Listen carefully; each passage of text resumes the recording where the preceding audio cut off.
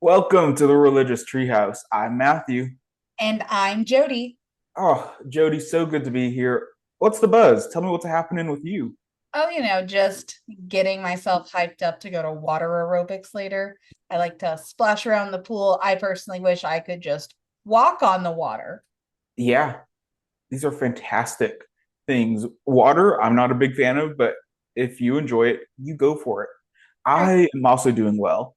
I have a friend in town, so that's exciting. Having friends, it's a good thing. But I'm also excited to talk about this week's episode, which is my one of my favorite musicals of all time. The musical that got me interested, that like made me aware that musicals exist. And that's Jesus Christ Superstar. It's so good. One of my favorites. At one point, we're gonna have to start doing Bible movies that aren't musicals, but that'll be next time. I truly think you have a unique musical introduction and indoctrination story. Like, For if you were to sure. have a testimony for how you got into musicals, it's unique. Oh, it's Jesus Christ Superstar. It was an extra credit assignment for the very first religious studies class I ever took. They said, "Hey, watch this movie and like write a two-page report on it." And I said, "Okay, sure. That sounds fun."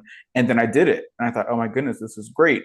And then someone told me about Joseph, and I thought, "Oh my goodness, this is amazing." And then I found Hades Town, which isn't about the Bible, but is even better. And that's essentially all I know about musicals. But they're fun, and I enjoy them for the little that I know about them. Yeah, it's a unique musical to start with. I'm not sure I've ever talked to anyone and been like, "What was your first musical?" and have them reply, "Jesus Christ Superstar." Yeah, well, I think that says a lot more about me than it does about musicals. Oh, Yeah, let's get into it. yeah. So we are talking about the 1973 version, directed by Norman Jewison, starring Ted Neely and Carl Anderson. Uh, so there's been so many redos of it. The 2012 Arena Tour version is also great. We might have to do an episode just on that version itself at some point. Uh, and I saw this one live. This was not only the first like videoed one that I've seen in person, but it was also the first live performance I saw in person. So they did like the 50th anniversary, and I saw it on December 31st, 2022. It was a fantastic New Year's Eve. But yeah, So, should we just start with the intro to the movie? I think so. Let's go into it. I mean, they kind of pan in on an archaeological site because this was filmed in Israel, correct? Yeah, this was filmed in Israel for some reason. That seemed unnecessary to me, but the director, I suppose, thought that was important. So, filmed in Israel, fun fact. I think it would have been fun if they'd filmed in like Joshua Tree. Yeah, like there's a lot of Southern California that looks very similar to Israel. So, no, they could have gotten away with filming it in the US, but well, but Andrew Lloyd Webber and Tim Rice are British. So who knows? I don't know how all that went into it. They filmed in Israel. That was a choice that they made. We have to live with it now. Hang on, they arrived via bus, Yeah. and it's a bunch of it seems like a bunch of like excited 20-year-olds Yeah, just very this bus. very early 70s, late 60s hippie vibes, for sure. I thought it was a very interesting way to kind of start the musical. Like we're seeing this as like a stage production of some sort where we're getting into our outfits and messing with the props and all those things. So it was a very interesting way to start for sure. Yeah, and the way they kind of pause on each of like the larger characters, I had Mm, to restart the movie because Connor was like, "Okay, I feel like the people they're showing me are important. Tell me who they're going to be." And so I went through it and I didn't even realize that's what was happening the first time I mm. watched, but the second time I caught on. Yeah, We immediately see Judas separating himself, right. and our Jesus comes off the bus, and it's this whole choreographed thing where it transitions from them being castmates to them being the characters. Right, yeah. I thought that was really cool.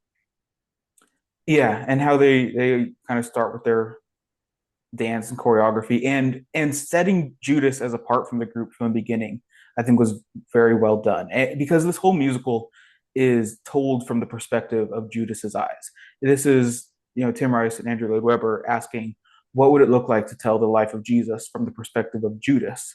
Because the biblical accounts gives very little attention to Judas. He's essentially mentioned only in respect to, hey, this guy's going to betray Jesus. So they have very little frameworks that they have to work around with Judas, and they can do so many interesting things with trying to get behind and understand the motivations of Judas, which I think they did is fantastic, and which is also why I get so much criticism from Christians. Well, yeah, because I gotta say, this movie made me a little bit uncomfortable the first time I watched it, because Mm-hmm. it felt like I was seeing a lot of different perspectives I hadn't considered, like not only Judas's of like the way Jesus became a superstar to all these people, but Mm-hmm. also the Roman, like the Jewish, not the Roman, the Jewish perspective of Jesus's great presence being a threat to like the Jewish people. Yeah, that I think might be where this movie gets a little problematic, where you spoilers, where the reason for Jesus's death seems to be, historically speaking, somewhat related to him being a revolutionary of some sort, and who we put who we attribute the blame for Jesus being crucified depends on the source. So historically, I think it's much far more accurate to say that the Romans are responsible for the death of Jesus, but we'll get into a lot of conspiracy theories that continue to this day against Jews, saying Jews killed Jesus. So I think they did okay with kind of dancing around that and showing Jesus as this fanaticism growing, and that being the cause of his downfall. But there was a little tippy toes that they could have done a little bit better. Oh yeah, but I definitely see why this garnered some criticism from certain people. And so they get off the bus. Judas is separated, and Judas. The first song is Judas's song. Yeah, What is it called? heaven on their minds. On Their Minds. I love that Judas, like, it was almost immediately he was pointing out how like Jesus was kind of being deified. Like they care more Mm. about you than what you're saying. No, the line, if you strip away the myth from the man, you'll soon see where we all will be. And this like sets up the whole musical. This is from Judas's perspective, who they all see Jesus as this man. What does it mean to be following this man? And that's the perspective that's followed, and for sure that garners quite a bit of criticism. Because they really are treating him like he's like a superstar, like a rock star, a pop star, like Oh yeah, what he says, like he's like Taylor Swift. yeah. No, this is Taylor Swift superstar. If Taylor Swift was like, "Hey, I'm going to redefine a religion," and then get murdered for it, same thing, except Taylor Swift isn't starting a new or editing, starting a new religion, however you want to say it, and doing all that stuff. No, Yet, but I'd be there for it, yeah, right on the front lines. yeah, Not a denier of it. I'd be like, no, yeah, I was there. of course, as we all would be. Um, but no, and this kind of transitions into the disciples, the "What's the Buzz" song. What's the buzz? Tell me what's happening. Where all the disciples and Mary have no clue what's going on, which I think they did so well in depicting that from the biblical story. Because throughout all four gospels, the uh, uh, the disciples are just having a time and they don't understand what's happening.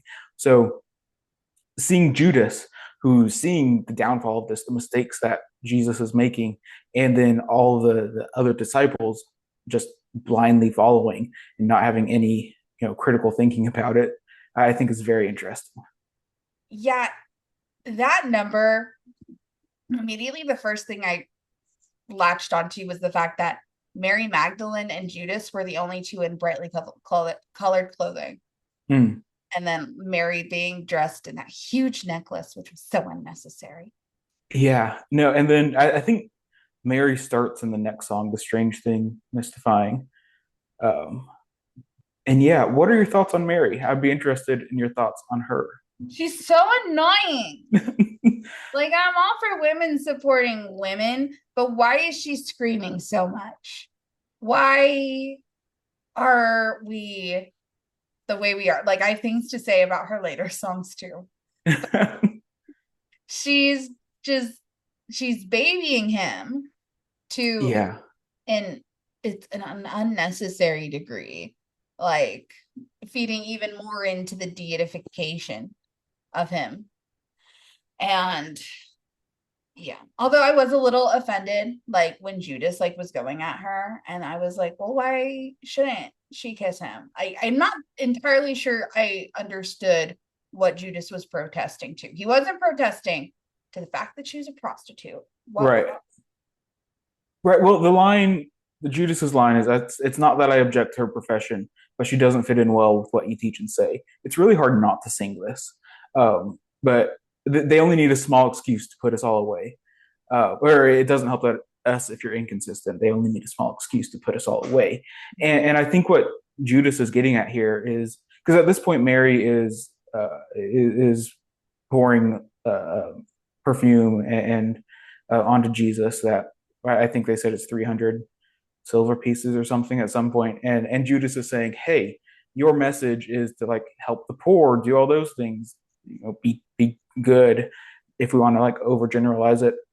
And then he's like, "Why are we wasting money on these frivolities that don't really matter?" So no, for sure, very interesting. Um, and I also am very critical of how Mary is used in this. I think I like her later song, "Everything's All Right," is like one of the showstoppers supposedly, but everyone that I've talked to that like loves this musical always says that they did Mary so poorly because Mary is just seen as this needy person that doesn't add much to the narrative really.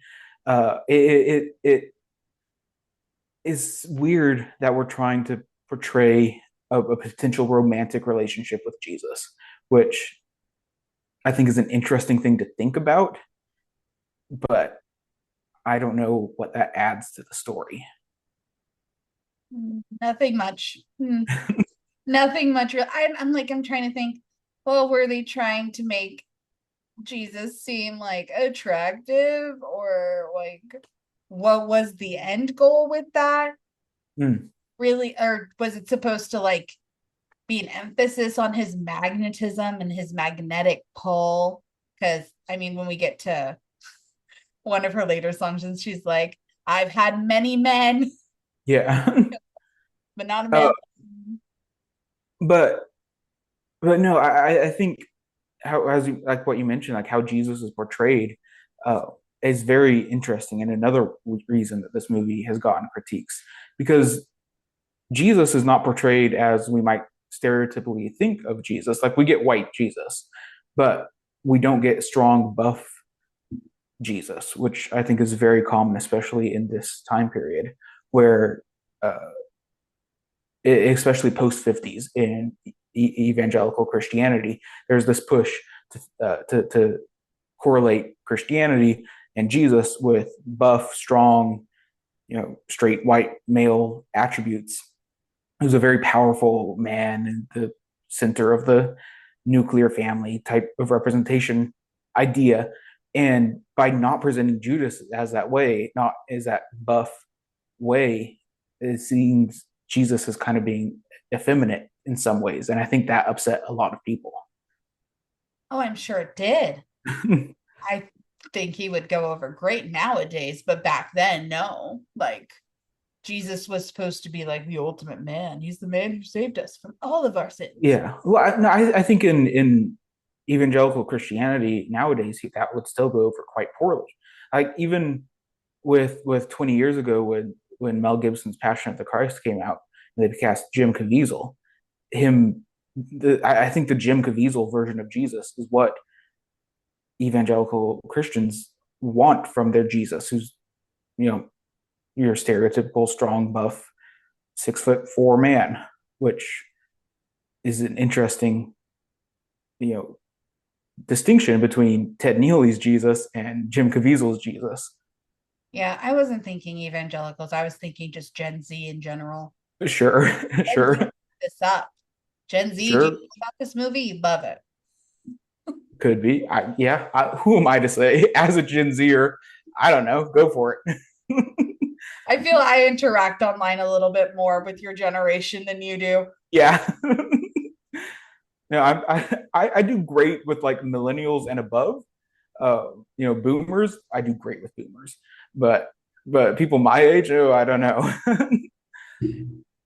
No, it's just it was a lot of choices. A lot of choices were made, and I see what they were going for. It's a musical. We weren't casting based on some other things. I don't know. He has a great voice though, and so does Mary Magdalene. So Yeah, I believe I've said before with you, I didn't love that song.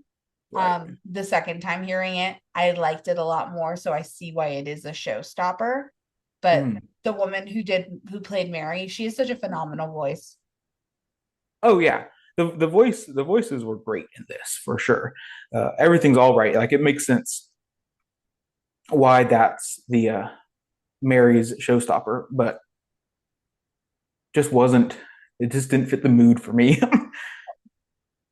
And some things I think happened around this time frame in the movie. Jesus saying that they can't save the poor from their lot in life Mm. felt Yeah. wild to me. Felt Mm. so inconsistent. Yeah. Like, and it really pulled me to Team Judas because I was like, why are you saying that, Christ? Yeah. Why are those words coming out of your mouth? Um, and the zoom into his face at the end of that song is haunting because that's when they have like the shroud over him, Mm. and they'd just been like moving their hands in front of him. I The shots they got in this movie are so fun. Yeah. It's such a well filmed movie. Like if you haven't watched it, go watch. But there was a lot of really fun, I feel like, director choices, like director's choice. Oh, definitely. And we'll get to some of those for sure. Some of those specifics that we find particularly interesting. Um, but yeah, are we good to move on to Hosanna? Yes. Yeah, I think at this point we're skipping over some of the priests' songs. I don't I have too actually much to say about those. Yeah. have things to say. One thing I'll say for him is Jesus is cool is a fun line. Jesus is cool. Yeah. Cool. Like the priests are talking about how dangerous he is. And they're like, one thing I'll say for him is Jesus is cool. Like, I Yeah. gotta give it up. I gotta give it up. Yeah. No, this is for being such a serious topic of the Bible. It's really a kind of goofy musical that like it has like silly little rhymes throughout that like aren't really rhymes. And this is coming from Joseph, like the same people that made Joseph. So like we know that these silly rhymes are there. Um, and I think it's so funny how unseriously that this music takes itself. And I think that's part of the lure to it, at least for me. Yeah. No, it's a silly, goofy musical, but it did like make me think about like what the historic perspectives back then may have been. Like, may there have been an actual fear that the Roman Empire would have wiped out the Jews because Jesus was getting so much attention? Like, was that an actual fear that could So happen?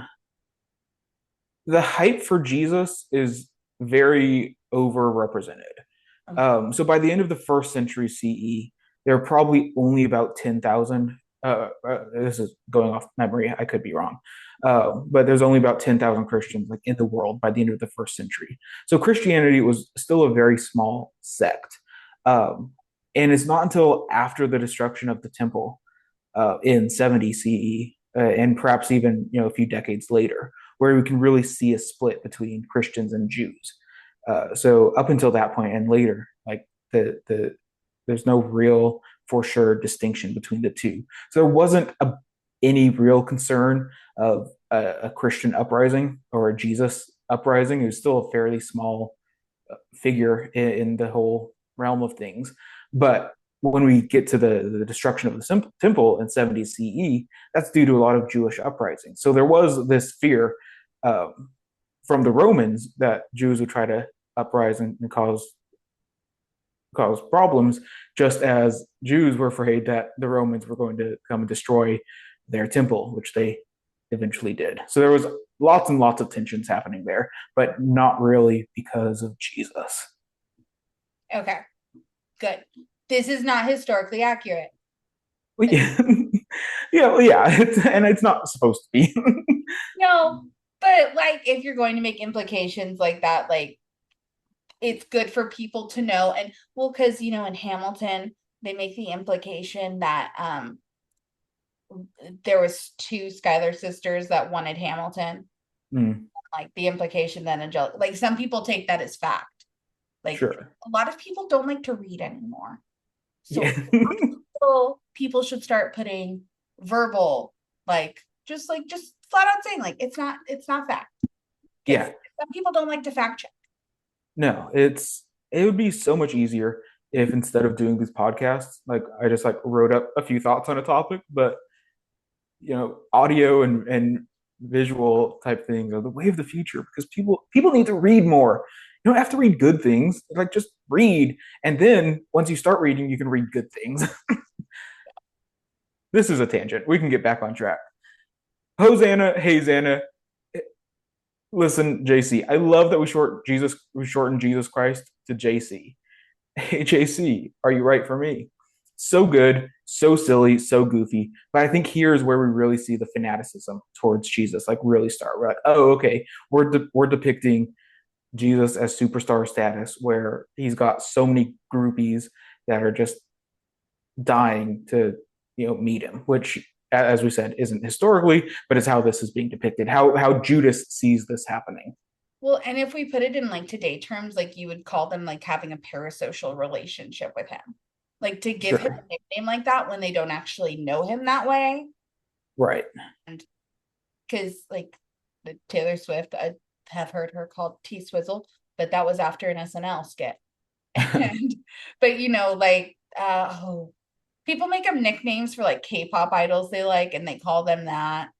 They Sure. like it's just seeing this early iteration in a musical of something that I'm so used to now, like the relationships people feel like they have with musicians and actors they like and enjoy Yeah. is definitely reflected in this, but that it is a fun song. I like how it escalates from "Won't you smile for me" to "Won't Mhm. you die for me." Yeah, which foreshadowing, and I think because Beatlemania that was late '60s, right? Mhm. So this is coming right behind the fanaticism towards the Beatles. Yeah. So I think that can be a lot paralleled there as well. Yes. I just don't usually think of history because I don't like to read. Also, I'm just so self-centered. I think of today's day and age, and I forget, yeah, they had rock stars back then. Yeah, I like mean, when this was being made. they had rock stars. Jimi Hendrix. Yeah, He looked terrified when they asked if he would die for them. Which yeah. lyric thing? It's die in the movie, fight in the stage production. Isn't was it not both? And when you listen to the original cast album for Broadway, it's Uh, okay, because I know I've heard both. I just they have might change, never. Yeah, but in the no, original, no. like when they took it to the stage, they were like, "We're gonna change this to fight," which I thought was interesting. Oh, yeah, well, we see this, I think, in the next song too, with the Simon Zealot song, where this is peak fanaticism, where it's so good. I love the dancing in this one. This is my favorite song in the whole musical. Um, oh, Christ, I love you. Did you see me wave? It is so good. This is peak fanaticism, and then we add that line where Simon says, "But just add a touch of hate at Rome," and oh, I think this is speaking to the time where this was made, where the Vietnam War, where we're fighting the powers that be, the empires, and this is the critique against empire that we get here. and we see this elsewhere as well. But I think what Andrew Lloyd Webber and Tim Rice really do well here is being so subtle about it, but also like this being one of the big points that Jesus is saying, no, no, no, we don't, I'm not going to fight. We're not going to like this isn't what we do. We don't add a touch of hate at Rome, poor, poor Jerusalem. But these powers that be, the U.S., Rome, however we want to see this in the time period, it's this very poignant critique of power. It's such so I wrote down the choreography is beautiful and eerie. Yeah. Like it looks and sounds like a celebration, Mhm. underlying darkness. Right. And then also because all of the Roman soldiers are slowly gathering up around them in the circle of the dance. Mhm. Like for sure. This is like how I imagine like if someone were to make a movie about a cult that they would have this song in it. Like this is how it would be portrayed. The look on Judas's face when they first panned to him during this accurately describes the way I was feeling the first Yeah. time I watched this. Yeah, Like because he's just standing in the background the whole time, like looking like what in the world is going on, which is the correct thing to be thinking. I'm not so sure what's happening. And you start to see the clothing get more vibrant of Mm. Jesus's followers. Like it all starts off very neutral, except for Judas and Mary Magdalene. And then as you go through the movie, Jesus's followers' clothing gets like there's a little bit more pops of color Hmm. and things like that. Interesting. Yeah, and then speaking about clothing, I'm sure you have thoughts on the Roman attire. Fine. I was like, yeah, it's purple. Yeah, purple's. Yeah, purple tank tops with you know big old guns. Oh my Great. gosh. Connor was cackling. He's like, why are some of them holding spears and some of them holding machine guns? What is this choice? Yeah, it's the well. I think what's really brilliant is that's it's hey, we're critiquing Rome here, but also they have guns. Oh, are we critiquing other, perhaps more modern powers?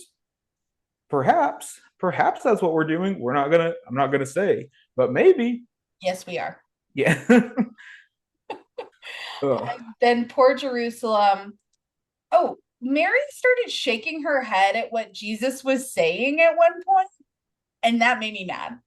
Oh. Like that made me real mad because he was like, be it like it. She's still wearing her super vibrant clothing.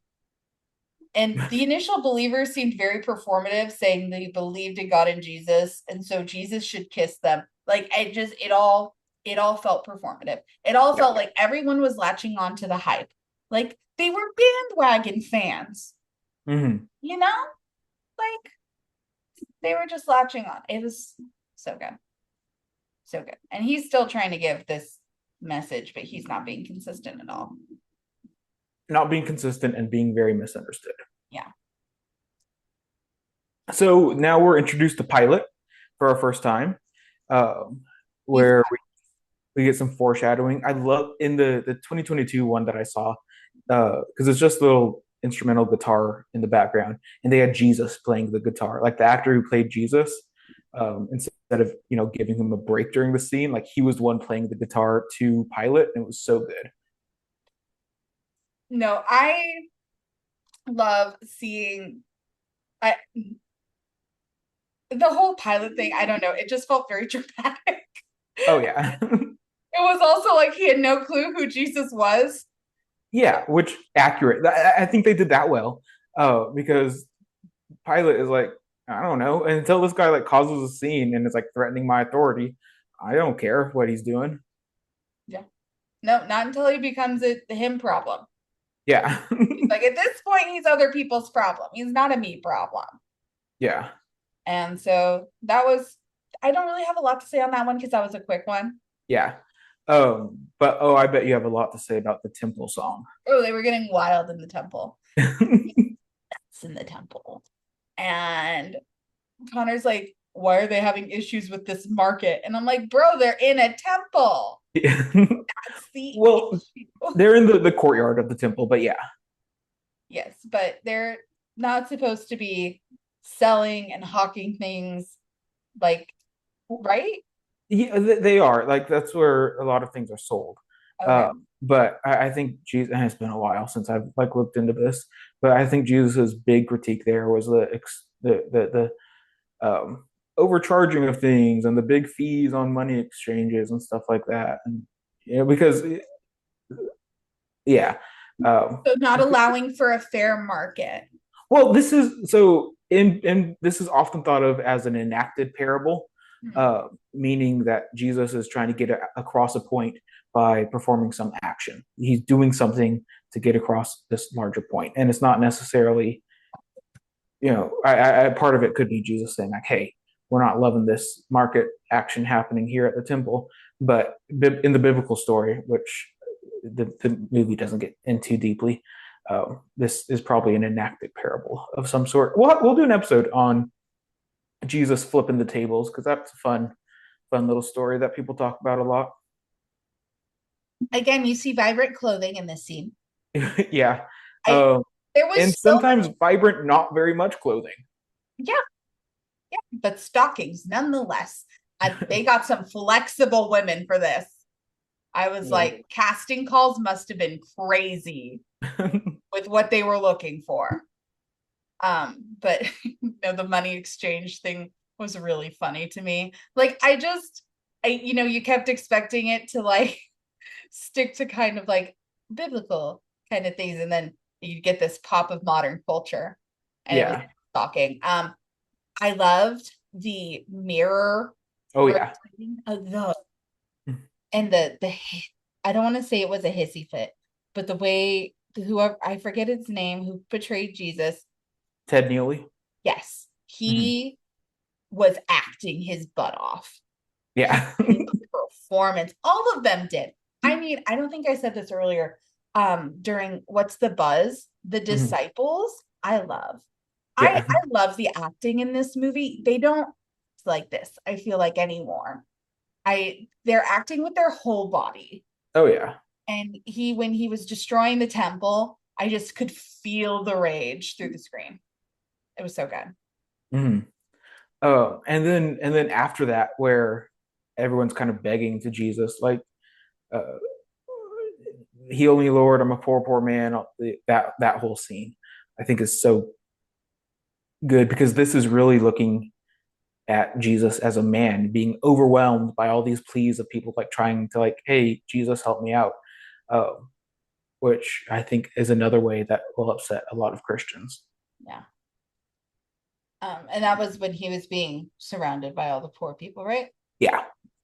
No, that one damn near broke my heart. And it made me, I was thinking, he's like, I'm just one man. And I'm like, yeah, but if you had people who were actually like following you and listening to what you're saying, there would be so many people surrounding you that could help with this. But Mhm. everyone's lost the plot. Like, it feels, Yeah. except for Judas. All right, and that's Judas's critique for sure. Yeah, it's I team Judas. Team Ju- yeah, I think that this is this a telling of Jesus where Judas is the main character, and I think that is the main thing that people either don't understand or that really upsets them when addressing this musical is that Judas is the main character here. Judas is the protagonist, and that is so interesting, so controversial, but It makes sense in my brain. I'm like, yeah, yeah. yeah, yes. Like, bro had to make a decision. I always wanted to know Judas's story. Yeah. um, but then we. Oh, do you have something? And then we get into the reprise for Everything's All Right, right? I don't know if it was a reprise, but I think it's a new one. I don't know how to love them. Which same thing, boring. I have no thoughts on this song. And I hate I hate that Mary is essentially the only female character with lines in this movie. But I just am not a fan of how she's used. No, she only thinks she's in love with Jesus. It really, I I want this redone in a way that gives Mary Magdalene a substantial role, Sure. that gives some meat to her role and doesn't just Yeah, like this lingering in the background love interest.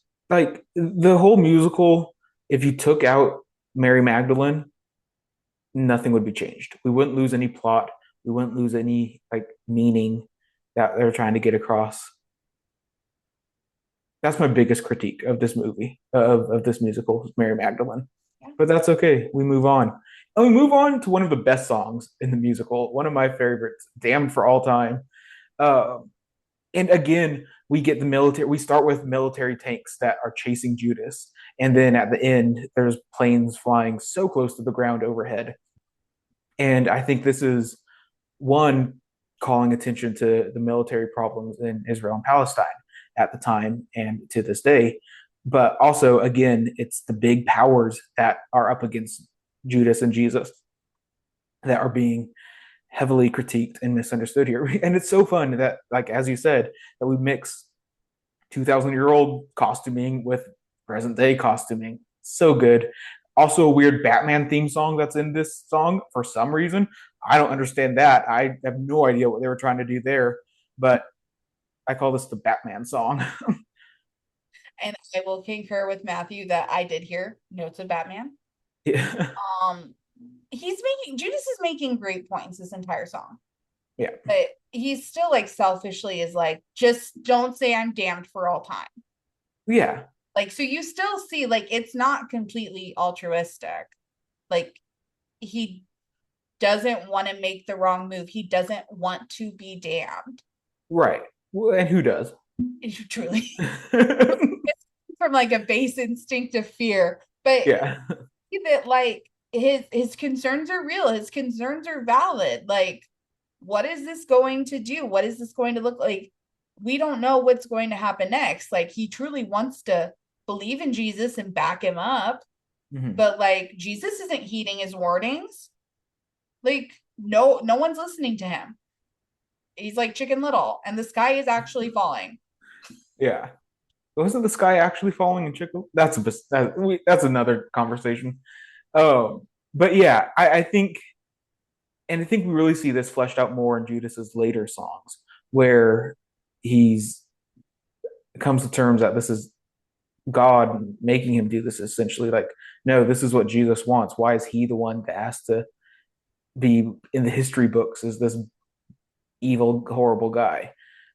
Like, why is he the one that has to be damned for all time by humanity, if not by God? Because, spoiler, it seems at the very end he ends up in heaven, perhaps. Um, but we'll get to that, I'm sure. Oh, and then we move to the Last Supper, which has my favorite line in the whole musical. Always hoped that I'd be an apostle. Knew that I could make it if I tried. Then when we retire, we can write the Gospels, so they'll still talk about us when we die. So funny.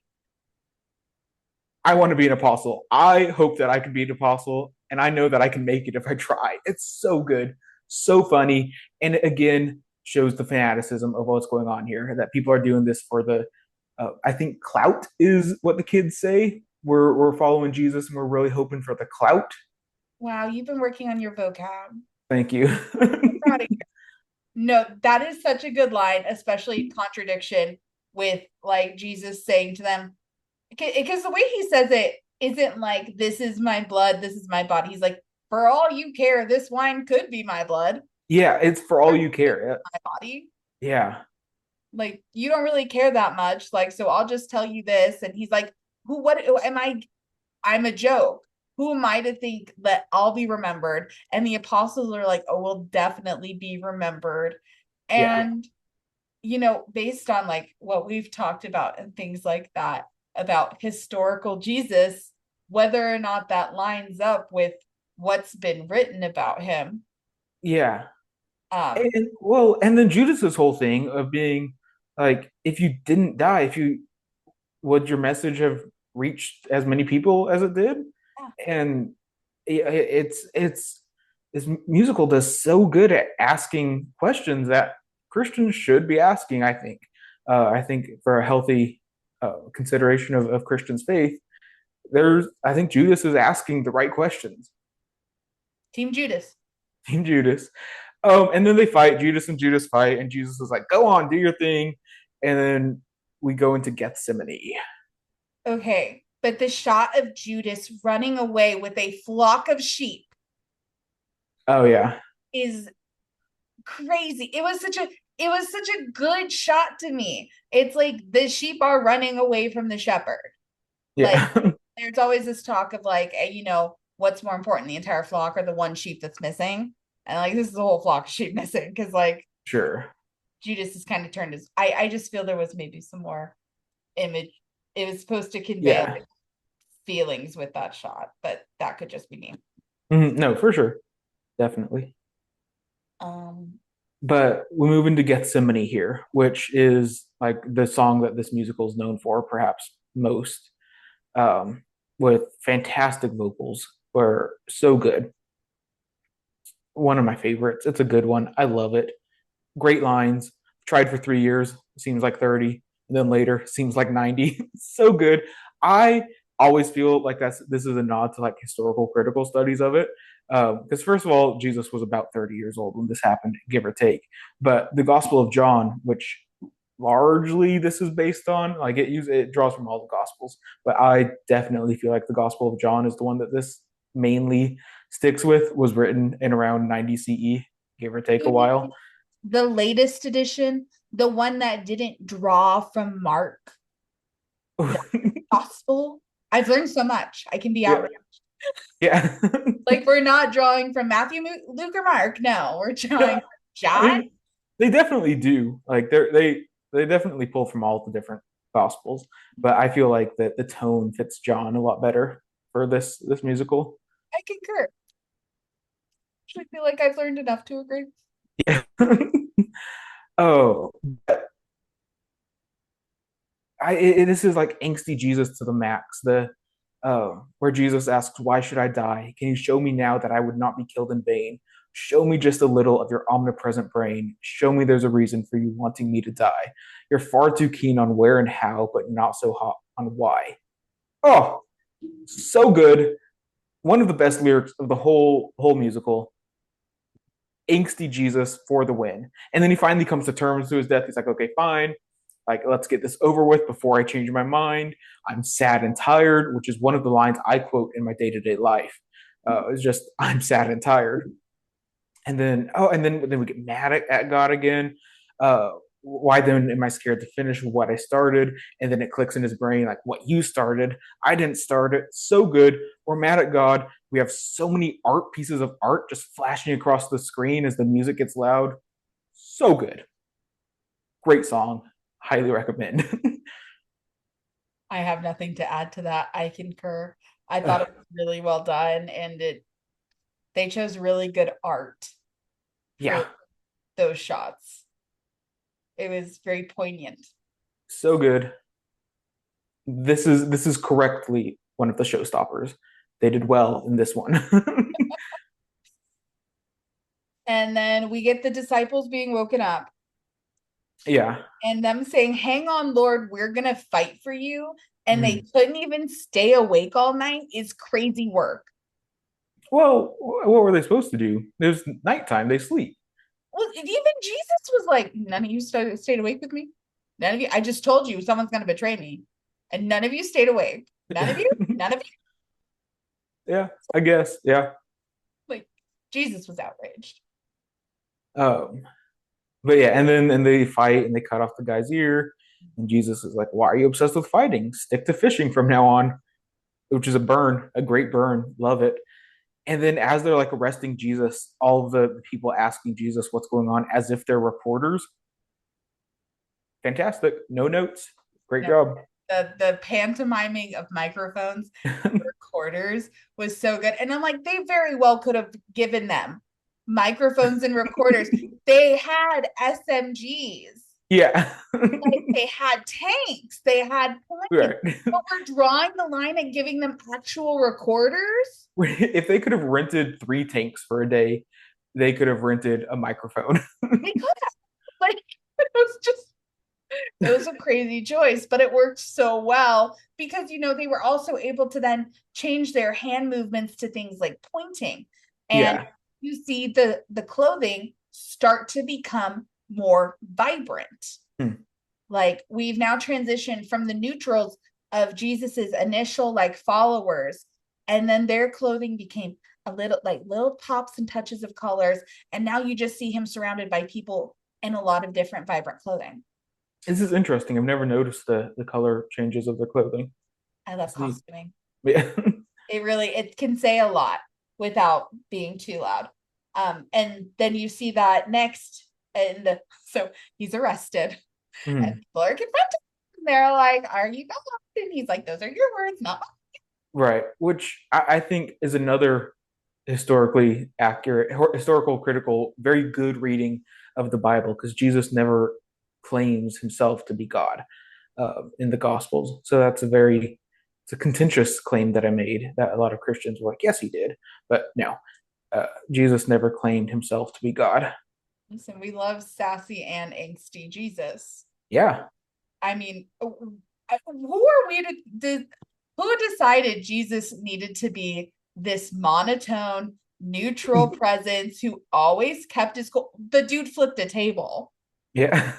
like he was made for reality television.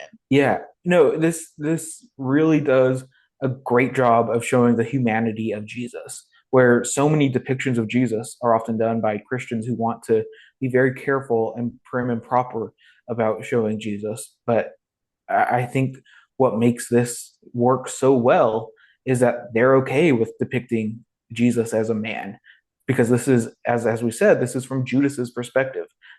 It's so good. And Judas was the only one who saw him as a man. Yeah.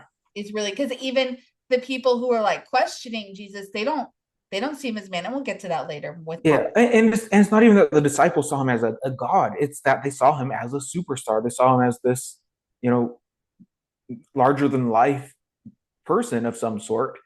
That was just this. I think you were very correct in saying that's this parasocial relationship of some sort that's happening where they don't see Jesus for who Jesus is trying to say that he is. I, yeah, I think they did that real well. They put him on a pedestal and kept him up there, and he kept wanting to get down. Let them Yeah. down. We then get to Peter's denial. Again, similar to Mary, we could cut out all of Peter's parts and this movie would be just fine.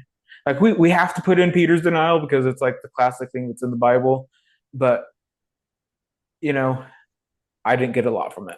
Well, it was the first time Mary made a good point, and so I say it can stay. She was stating Okay. the obvious, but she was finally doing it in a neutral color.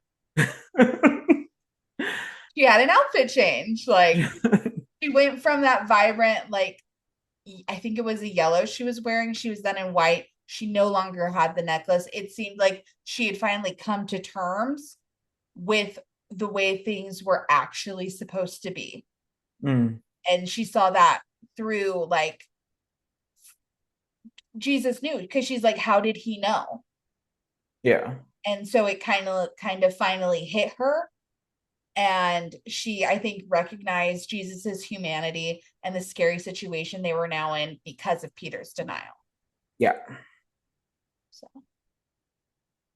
and then Oh, it's Pilate and Christ.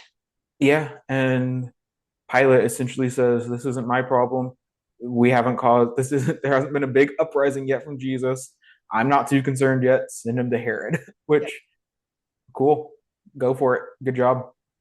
Which that is the first time Jesus is called King of the Jews is by Pilate, and then he's Mm, called it again by Herod in the song right after. Um, yeah. which Herod's song was my favorite. It's a great song, a fantastic point of comic relief in a musical that has had a little bit of comedy sprinkled throughout the whole thing. But this entire musical or this entire song is just real silly goofy. Do you also want those glasses? I know you want God's glasses from Joseph, but did you want Oh, those glasses from Herod? what I really want is from the 2000 the 2022 tour that I went to in person. This Herod was in drag, which is how this was originally made. Like in the late 60s when this was originally wrote, he was depicted in or Herod was this drag queen, and They changed it for the movie because that would have just been way too much for 1973. But in the 2022 one, the Herod was in this huge, bright gold dress that draped the entire stage. And this was at the Pantages Theater in LA. And so it's a huge, huge stage. And it took up the majority of it. It was like, it was big enough to be the curtain, like for the entire. And I just want that because it was just so big and it would make a fantastic blanket. Yeah, that sounds phenomenal. No, there were so many parts about the Herod number that I loved, but what I especially loved was this slight shift in tone with everything he asked Jesus to do and Mm, the building rage. yeah. I just thought as a number, um, it was so fun. Oh, yeah. And then we get to Could We Start Again? Again, a song that could be cut. It's just Mary and Peter singing. It was I felt it was so selfish of the characters to be like start again while Jesus is Start like, over. like waiting to die. Yeah, which a human response, like, hey, we messed up. We misunderstood this whole thing. Now we kind of get it. They don't. They still don't get it. But they understand enough to know that they're wrong. No, no, it yeah, no. I think that one could definitely be cut. But when what came after could not, which Oh, is no. Judas's death. Oh, so good. This is the loudest song. Again, when I saw this in person, it was twice as loud as any of the other songs of the entire musical. So good, so tense, so oh, so good. Um, but we see Judas coming to regret his actions. He said, "Oh no, I done messed up. So we need to like, hey, maybe we should figure this out." And then he comes to terms with like, hey, this is kind of blaming God and Jesus for this whole situation, putting him in this position to have to do this. It was definitely a I'm gonna use this word again, poignant, bold choice, because Judas was played by a black man to have a black man hanging from a tree Hmm, in this movie. Um, interesting. I don't know. Yeah, I've never thought of it that way. I don't know if that was intentional, but but I mean, if you think about it, this is only like a couple decades after Jim Crow, yeah, and it seemed like there was a lot of Americans in the cast. yeah. No, that's interesting because I've seen this in multiple different ways where Judas is not played by a black man, and they do the scene essentially the same each time. But I guess, yeah, perhaps that's was an intentional choice that they were making. That's a good point. Thank you. Yeah. But no, Judas's death. I just the storyline of Judas from beginning to end, like, and his clothing actually becomes more muted. It starts out as more vibrant at red and ends at a Yeah. burnt orange. But I love Judas's costume through this Oh entire. yeah. The actor who portrayed him, it was so good, and to hear Carl Anderson. yes, to hear the Jimi Hendrix riffs, Hmm. and which is what Connor pointed out. He's like, I think Judas is supposed to be the Jimi Hendrix like, and I'm like, oh, that's super cool. Yeah. And other rock stars from around this time because I don't know him very well, but Mm. No, I think when we talk about the great rock albums of the 70s, this one often gets glossed over, and I think that's a mistake. I think this is such a good album from an album's perspective, not just a musical. So I know, honey, but you can't put a musical in the rock albums category. They oh, won't. They this won't is let. a this is a rock album. They released these songs as singles that were just I out in that. it's from a musical. The No, rock community won't let you. Okay, because if you tried to look at them and say rock, well, Rock of Ages is a jukebox, so that's a little different. But musicals were not very rock and roll back then. yeah, until they did this, until they made this, and then they made it rock and roll. I'm not sure they still considered it rock and roll, but okay. You have the trial before Pilate. Again, another great line. Pilate talking to Jesus, don't let me stop your don't let me stop your great self-destruction. Die if you want to, you misguided martyr. I wash my hands of your demolition. Die if you want to, you innocent puppet. What a burn. It We're felt getting him. like Pilate kept trying to give him an out. Yeah. Like he kept trying to be like, come on, dude, it doesn't have to be this way. Like, we don't have to do this. Mhm. But Jesus kept saying, those are your words. Yeah. Which again, getting back to Judas's point on the last um, song, uh, it Jesus doesn't do much to try to get out of it. Like Judas and because Jesus has come to terms with this as it's on Gethsemane, and Judas has come to understand that he has been um, spattered with innocent blood, and he shall be dragged through the slime and the mud. Like Judas has also come to understand that hey, this might be God's doing, and Jesus has also come to terms with that. And so Jesus is not fighting back at all. He's like come to accept it. Like okay, this is happening, and it's so good. The 2012 Arena Tour one, like as Pilate is singing to Jesus, like he just has spit falling out of his mouth, which is so good. And then in the 2022 one that I saw, when they give Jesus the 39 lashes, instead of doing an actual whip, because you can't do that on stage, you can't whip a guy 39 times in live theater. They Oh, threw they threw glitter at him 39 times, and then they all of the people this kind of like pushed Jesus around like in a circle, and then like they all had the red glitter on their hands the whole time. So, like you could see the blood on their hands, which was so good and so well done. I wonder what stage cleanup was like after that. Yeah. Like, were there people just running in the dark with push brooms? They're Yeah. like, get as much glitter off this stage as possible. I need to see a stage production of this. Yeah, you do. Yeah, I do. Everyone does. Everyone. So But the yeah. trial, we have Superstar. Oh, we get Judas is back and he's better than ever. So good. Judas again often descends from the ceiling in theater plays, and it's brilliant because he's singing and they're dancing and they're having this grand old time while Jesus is being crucified.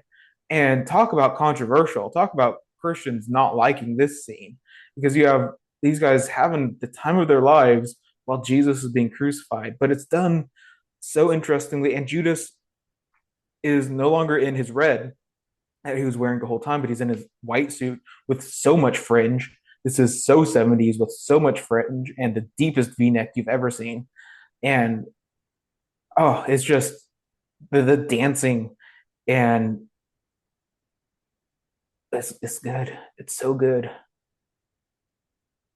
People find this unsettling. Perhaps think about Easter services as a whole, then, because, like, yeah, they were celebrating like this thing that was supposed to happen happened, this fulfillment. Like, I've heard because Jesus died for our sins. By dying, he Well, as Jesus said, it's he's not so hot on why. It's not entirely sure why Jesus died. no. But the church thought that is why Yeah, that that's had to often that's happen. a very common teaching in Christianity. So maybe it's a comment on that. Because Yeah. people are Well, celebrate. I think what's much more intentional comment that's happening here is that we don't see the resurrection. We only get the crucifixion, and that I think more so than the dancing at Jesus' death is what caused so many Christians to hate this film. Is that it doesn't end on the resurrection, uh, because that's not the story of the man Jesus. That's Nope. where we get outside of Jesus the man and Jesus into this deity for sure. So it's this is where it gets controversial to the max for sure. Got it. Okay. People didn't like that we didn't have the magical part where he came back. people hated it. And there might be an allusion to it because in the closing scene where we just see the cross with the sunset behind, you can kind of see like a shepherd with some sheep walking beneath it. So that's kind of like an allusion to like, hey, maybe that's the resurrection, but it wasn't nearly as um, intentional as Christians would have wanted it to be. Yeah, but this is about Jesus Christ the human, Right. not Jesus Christ in the Bible. Sure. And right. But to a lot of Christians, separating those two things is heretical. And that's where a lot of the concern Well, I think comes. heretic is objective. Yeah, no, definitely. Really think it's up to your own definition of what a heretic is. Yeah, yeah. And so I really liked this. Mhm. And I think I liked it because of the separation and because it really felt like the view of seeing Jesus through the lens of a pop star. Yeah. Yeah, no, it's looking at how how we could have understood the people back then around Jesus, completely misunderstanding what Jesus was saying and idolizing Jesus in this pop store type of way. But I think it also causes the viewer to look at because I think at this time, Andrew Lloyd Webber and Tim Rice were still Christians. But so it's inviting the viewer to look at their own relationship with their religion, assuming they're Christian, and say, am I also treating this as a fanatic type of way? And am I missing something by doing that? And I think a lot of times we can miss that by misunderstanding this, by being completely fanatics about something. I think when I talk to someone about someone, when someone loves something so much and they just talk and they talk and they talk and they love it so much that they can't see anything other than it, that they've created this ideal version of something because they've become so fanaticized by it, you can really miss out a lot. And I think that is what we're really pointing out here with Jesus Christ Superstar. Yeah. Like I couldn't talk to you about Taylor Swift in complete honesty because it's just you've completely idolized Taylor Swift. That is unfair. Unfair. I am fully aware of faults and negativities. I can reconcile with those. Yeah. I worked very hard to be, but I understand what you're saying. I'm just defensive. Okay, so then I guess can I get to our final question we normally ask? Of course. Matthew, is this a religious movie or is this just a movie that depicts religion? Yeah. I think this one is a movie that depicts religion I would agree. because I mean, as much as I want to religiously devote myself to this musical, I think this is the epitome of just depicting religion. This is depicting how Christians. It's I think this metaphor is overused, but oh well. It's holding up a mirror to Christians and saying this is the fanaticism that's happening here, and it's showing you how Christians Christian. Yeah. Yep. Definitely can get behind that. I think you've indoctrinated me a little. Good. Star. Um, that's not hard to do that with an Andrew Lloyd Webber thing. But yeah, this was definitely a fun one. Definitely Hmm. from some previous things we've watched. Maybe not as fun as Joseph. No, Joseph, they really did their best to have as much fun as possible. But this one's good in a lot of different ways. I love a good 70s rock musical. Sweet. Well, thank you all for listening. I had such a fun time talking about Jesus Christ Superstar. And if you have any thoughts about Jesus Christ Superstar, or you have any thoughts about our opinions about Jesus Christ Superstar, please leave comments or reach out to us on email at threligioustreehouse@gmail.com. But also leave comments on YouTube or Spotify or Apple or wherever you get these podcasts, or reach out to us on Instagram or Twitter or Bluesky or TikTok or Facebook or wherever else you get your social medias. Uh, so, yeah, thank you all for listening and have a great day. Bye, all.